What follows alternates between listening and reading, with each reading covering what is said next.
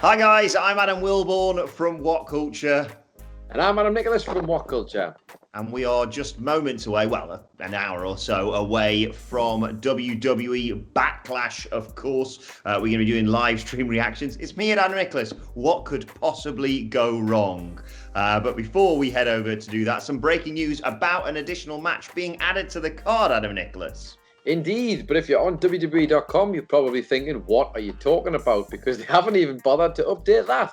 But if you were paying attention to WWE's social media, you will see that we have another match going on the card, which is for the Raw Tag Team Championships. It is, of course, the Street Profits taking on the Viking Raiders in a match that I assume isn't going to be some sort of contest of strength, speed, skill, etc., but actually just a wrestling match in the ring for the titles. That's been added. Again, not to the website, but to Twitter, which is always important. Adam Wilborn, are you excited for that match?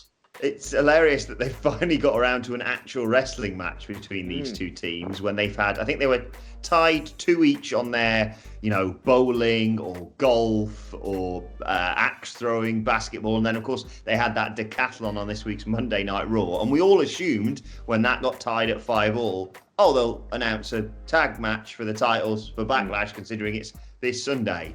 And then they didn't until 2 hours before the pay-per-view. In an additional thing, by the way, I'd just like to point out that being bumped to the pre-show is the United States Championship match between Apollo Crews and the former champion Andrade, a match that legitimately had a qualifier on Monday Night Raw. This is put the time and effort into it to sort of suggest that, it's been quite big. We had 3 big stars, potentially, who could have been in that match. We had Andrade, we had Angel Garza, we had Kevin Owens. Would have been great to see any 3 of those going against Apollo Crews. And even at a time, as you just mentioned before this news, where they were like, let's bring the prestige back to the Intercontinental Championship. Apparently, that does not apply to the US title. Hey, listen, you never know. They might get plenty of time on the pre-show, which might make up for it. If they're going to give them 20 minutes on the pre-show, I'll settle for that, because Buddy Murphy and Ali and all those used to do the cruiserweight matches, used to knock them out of the park. But it would have been nice to see this on the main card, wouldn't it? Adam Wilborn, I don't see why they couldn't just slot it on there with the rest of them. Yeah, I love that. Just congratulations, Apollo. You finally done it. You finally got this title. And for that, you get a match on the pre-show. Yeah. So if you include that in all the matches at Backlash, that takes the card to 8 matches. Of course, you mentioned the United States Championship and the Tag Team Championship, the Raw Tag Team Championship match. You've also got the singles match between Jeff Hardy and Captain Piss Sheamus. Asuka versus Nia Jax for the Raw Women's Championship. You've got that 2-on-1 handicap match for the Universal Championship between Braun Strowman and The Miz and John Morrison. You've got the WWE Championship match, of course, between Drew McIntyre and Bobby Lashley. The Women's Tag Team Championship triple threat. It is Bayley and Sasha Banks versus the former champions Alexa Bliss and Nikki Cross. And the Iconics! I'm keeping it down. We're got to save that. The neighbours are already going to be pissed off. Billy Bloody Kay, Peyton Bloody Royce, hopefully winning back those championships tonight, for your sake at least, Adam Nicholas. And of course, how could we forget the greatest wrestling match ever? Edge versus Randy Orton. How are you feeling about it when now we're so close to the pay-per-view? I'm actually excited for it, I am. It's always nicer to do a pay-per-view when it's you and I, and we get to have a bit of camaraderie and enjoy it, and we undoubtedly will have a good pay-per-view, because you and I have such a good track record with all these things. But actually, genuinely, I know everybody's giving them stick for stuff, but I am genuinely looking forward to seeing Edge in an actual match again, in the ring, properly, able to do some wrestling, which would be cool. The fact there's been he's posted a lot of qualifiers, I've noticed, on his socials and stuff, trying to preempt what's coming, which is either a really bad sign, or maybe it's just him trying to explain, because he's a bit of an artist, isn't he? He's one of these guys, he takes the art very seriously and wants to give his side, and they've been put in a very difficult situation. But I think, and quote me on this, you can quote me on it and you can fire it back at me on Twitter if you want later and tell me how stupid I am.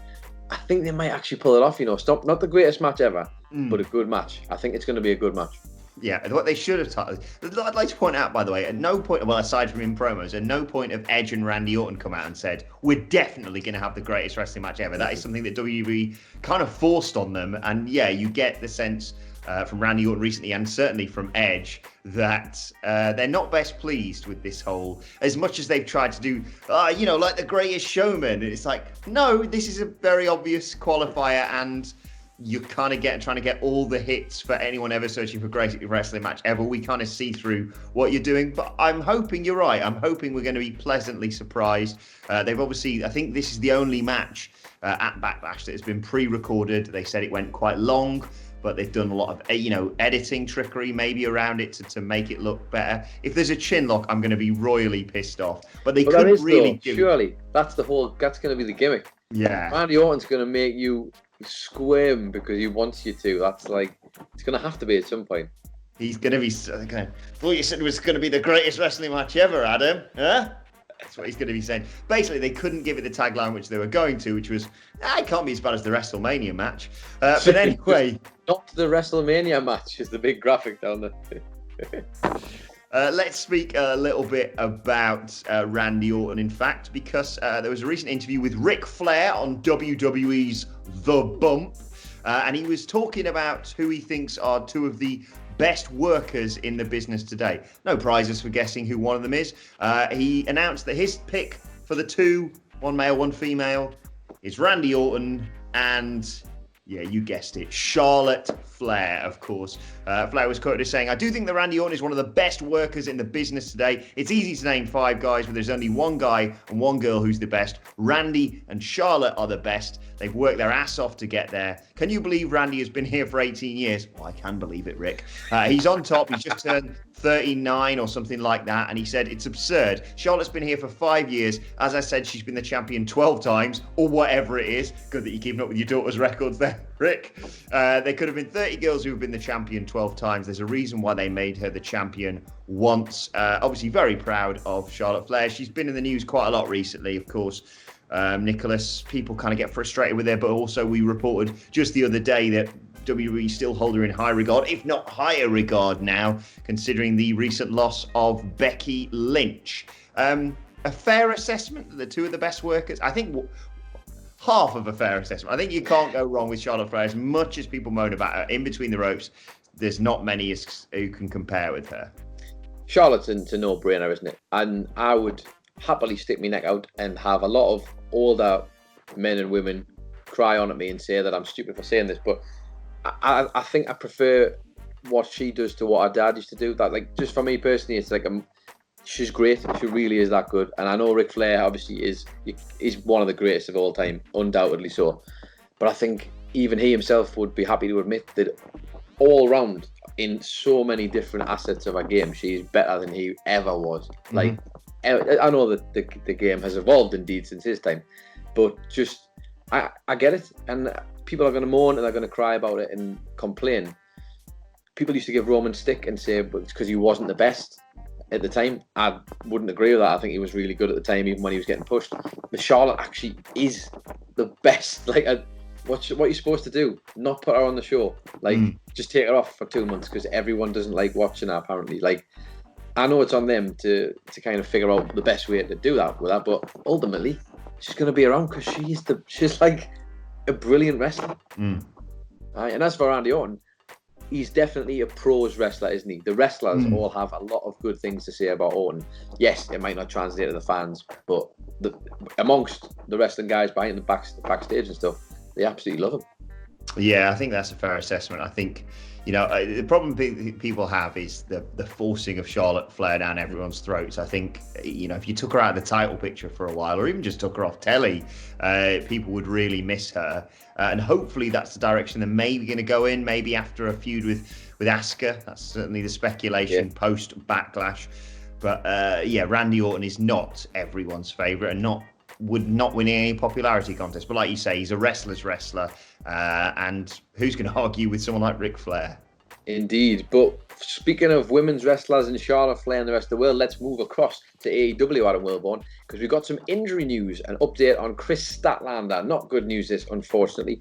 It's looking like, according to PW Insider, that Kris Statlander is suffering from an injury sustained on Dynamite the other night during that tag match she was in, where she partnered with Hikaru Shida, and they obviously lost Nyla Rose and Penelope Ford. Statlander apparently dealing with a knee injury. Seems like she might have knocked it during the match and is not looking good for her. Fingers crossed we'll get more update on that soon, but as it stands, not looking good and is expected to miss a bit of time. So it's a shame really, because it seems like the AEW women's division is not cursed. I don't think it's cursed, but it's certainly finding it difficult to get some momentum, Mr. Wilborn. Yeah, no, worrying times in terms of just how thin it is now if you look across the board. Obviously, there's some people they're not utilising a lot, and they do seem to be set, judging on this week's episode of Dynamite, on setting it up between Hikaru Shida and defending her title against Penelope Ford, who, of course, got the pinfall victory over her on Dynamite this week, which would make sense. You know, you've had the Statlander stuff, you've had the Nyla Rose stuff, you kind of stuck with whoever's left. But I do that not to besmirch Penelope Ford at all. I think it's going to be a very entertaining first defense for Hikaru Shida there. But yeah, worrying times, especially obviously with the major loss of Britt Baker. Hopefully they can add some more stars to that division, because you know they've got people in there. Bea Priestley, for example, who you know haven't, in my opinion, been given enough of an opportunity. Who knows what the direction is going to go in? But a shame to lose Kris Statlander. Of course, as always, everyone here at WhatCulture wishes her well in her recovery. Hopefully, we'll see her back soon. Doesn't sound incredibly serious, certainly not on the level of Britt Baker, but always a shame when you hear about stuff like this. She is my favourite in-ring alien, Adam Wilborn, and I hope she gets well soon. Exactly. Right, there you have it. Let us know your thoughts in the comments section below. Don't forget to like, share, and subscribe. And subscribe to WhatCulture Wrestling on either iTunes, Spotify, or wherever you get your podcasts from for daily wrestling podcasts, of course. And make sure you join myself and Adam Nicholas. We will be going live with our live stream reactions at 11 p.m. BST, whatever that translates to where you are. Basically, within the hour, we're going to be going live. That'll be 6 p.m. EST, I believe, and 3 p.m. PT. Let's quickly check my Twitter. I was going to try and flag that there, like I just knew that off the top of my head. But yes, that sounds about right. And if it's wrong, let us know in the comments down below. Exactly. Just come and join us and let us know. I was right. 6 p.m. EST, 3 p.m. PT. There you go. Yes, Backlash. One way or another, this is going to be an experience. Let's just say that. It is going to be the greatest live stream ever, though. So don't worry about it. We got you covered. Exactly. You can follow Adam Nicholas on Twitter at... It's Adam Nicholas. You can follow Adam Wilborn as well at...